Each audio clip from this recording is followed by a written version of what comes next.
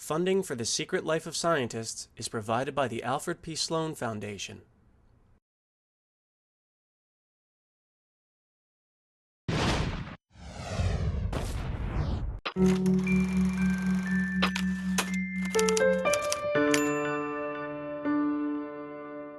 At Harmonics, what we're trying to do is connect people with music and have people who've never experienced professional music making get together and feel that amazing power. So all of us artists and programmers and sound designers and everyone else is getting together, putting all this knowledge into the software, into the game itself, and trying to sell it out there so everyone in the world can experience that awesome feeling of playing music together.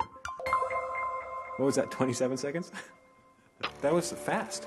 Should I do it again?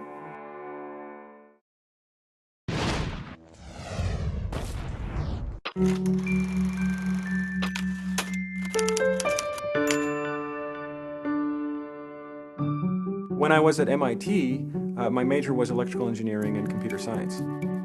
Then I found out about the MIT Media Lab. That was a group that directly combined computers and music together.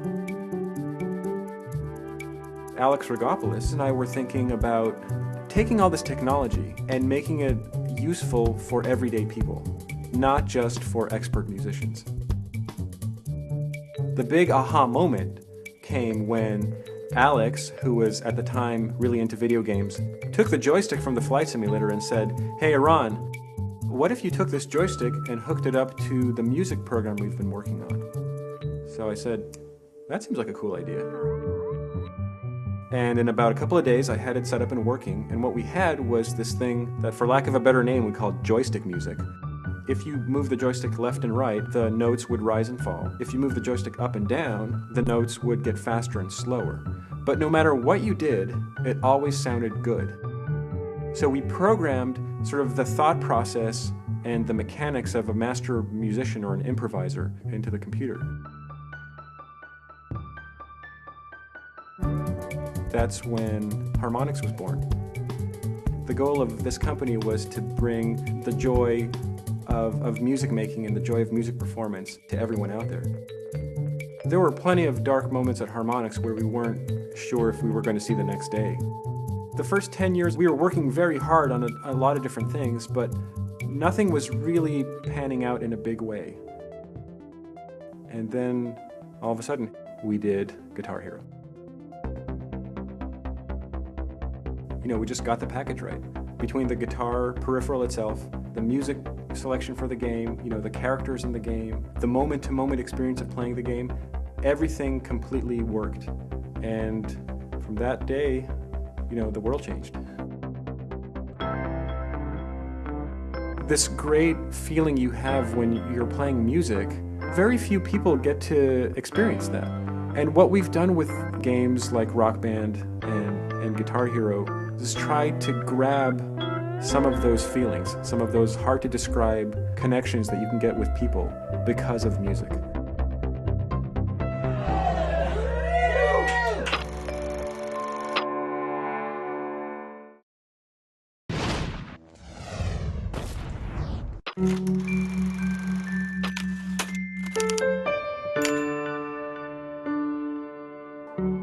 I started playing clarinet when I was 12 and just instantly gravitated towards it. I didn't even know that playing an instrument was supposed to be a struggle. I just kind of started playing and it was fun and I kept playing.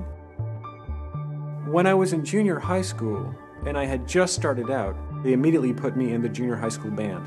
I was sitting last chair, third clarinet, just the very bottom place.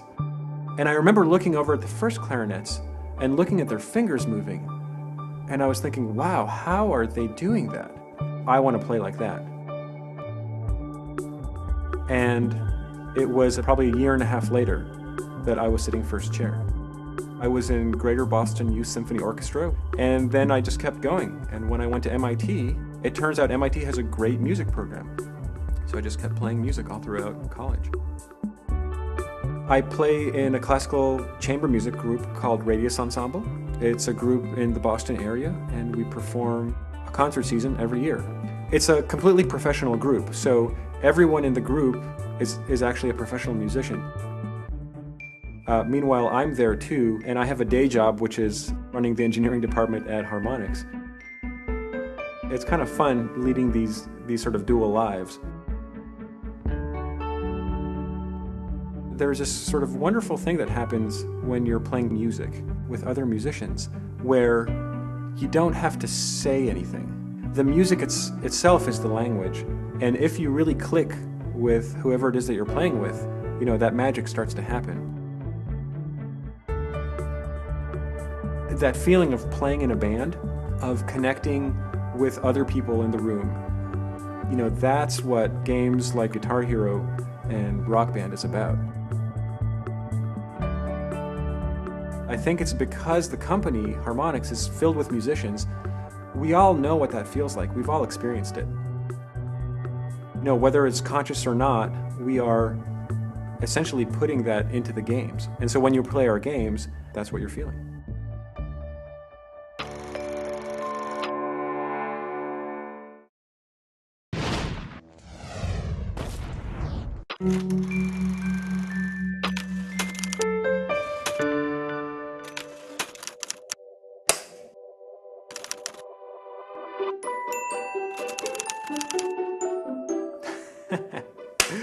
Rock Band. It's a better game. It's about the collective, right? It's about everyone playing together.